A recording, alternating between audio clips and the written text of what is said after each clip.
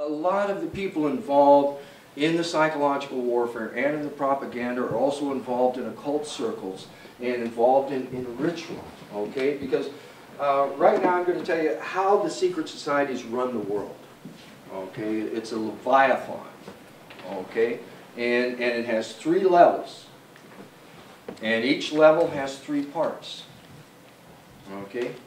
The first level is mining, metal, and money. Okay? You think about it, and it makes a lot of sense. Okay? And, you know, when I look at Skull and Bones from a social historian standpoint, I look and say, gosh, they got Dodges and Kellogg's here, they must like cars and cereal. Well, they aren't the Dodges and Kellogg's of the car and cereal fortune. They're the Dodges and the Kellogg's of the mining. Okay? And it ties in a lot with Canada. I mean, in the book Skull and Bones, we've got the daughter of a Skull and Bones, and her grandfather was in Skull and Bones, and he was a mining engineer in Canada in gold fields. And, you know, when you think about it, it makes sense, you know. You control the mines, you know, then you have a good chance of controlling the metal, then you have a darn good chance of controlling the money, you know. And that level really doesn't even get talked about that much, you know. It really doesn't even get talked about that much. Then your next level is drugs, guns, and oil. Okay, that theater is war. Okay, and that's where they punch things around. That's where, you know, the action is. You know, and then the lower level, next level, where it meets the ground, is media, movies, and quote unquote magic. Okay, and magic is the ability to hoodwink us. Is to make us think that, you know, something else, you know, whether it you know, into our little world or whatnot. And then also it refers to their use of ritual, okay? And one ritual we all experienced was 9/11, okay? I mean, you've got these big towers that, damn, they spent a lot of money into working them into archetypes into our mind that these are important buildings. I mean, most people could give a crap about the World Trade Center in New York City. Okay? But if you look, you know, they worked really hard to build those up into archetypes. I mean, those are the World Trade Centers, you know. They're these big important things. Okay? And then what happened on that day? I mean, how many times did we see a plane going into the building? I mean, we didn't see it once. We didn't see it twice. I mean, none of us know how many damn times we saw that.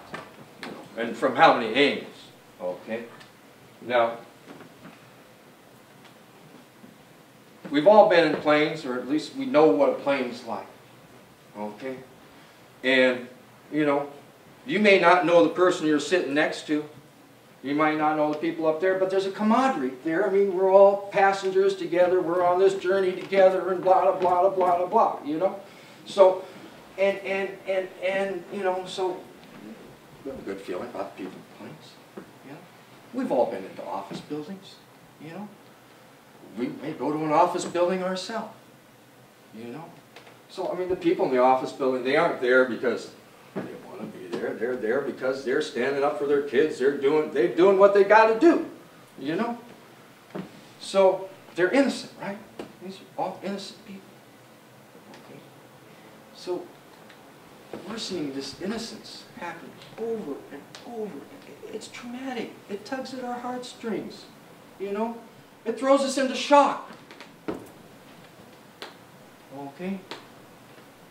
And you know, they smash those archetypes so they can build them back up, you know? So that we stand in lines like cattle at the airport and, you know, we do it.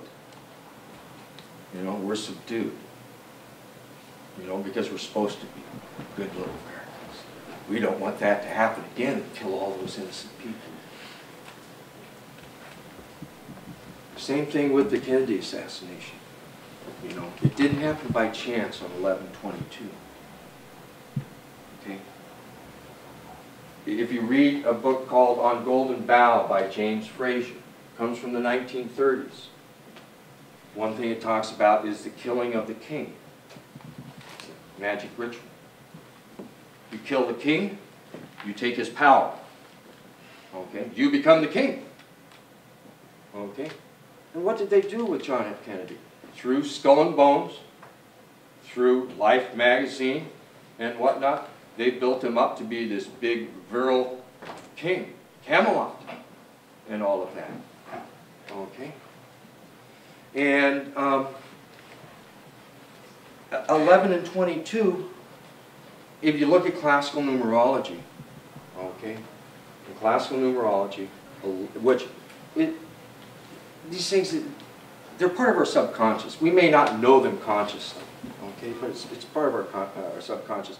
11 and 22, they mean mastery and supermastery. Okay, there's no numbers in between 11 and 22. There's no numbers higher.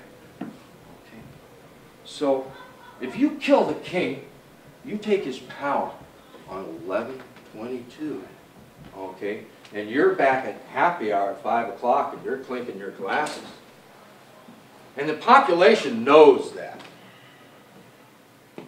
They know that. Okay? And then they're told subliminally that it happened 11/22. Okay? 11/22. Well, if they're the masters, then we must be the slaves. And, you know, it's insidious what they do to us. The propaganda and the psychological warfare.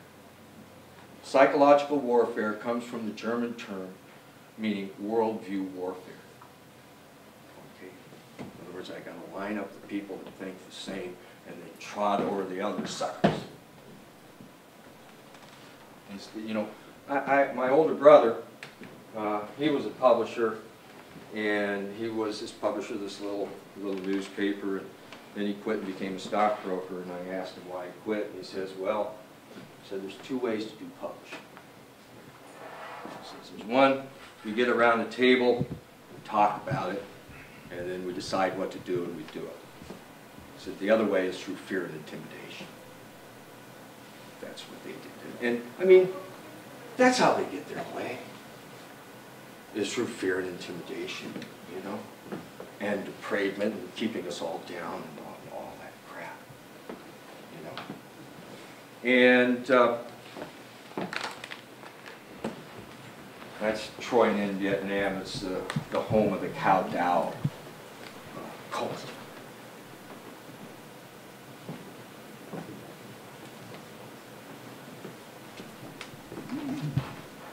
Poppies.